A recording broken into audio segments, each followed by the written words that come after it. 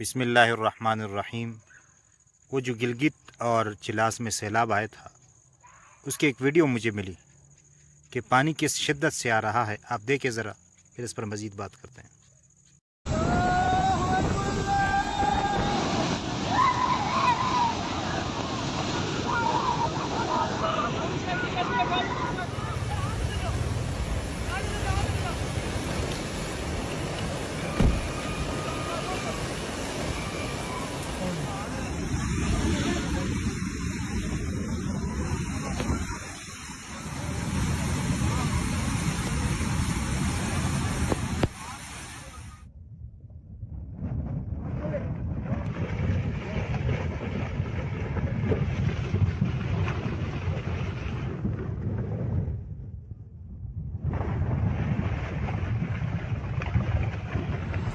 بند ہو گیا، یہ راستہ بھی بند ہو چکا ہے۔ ہم اللہ بچائے بس۔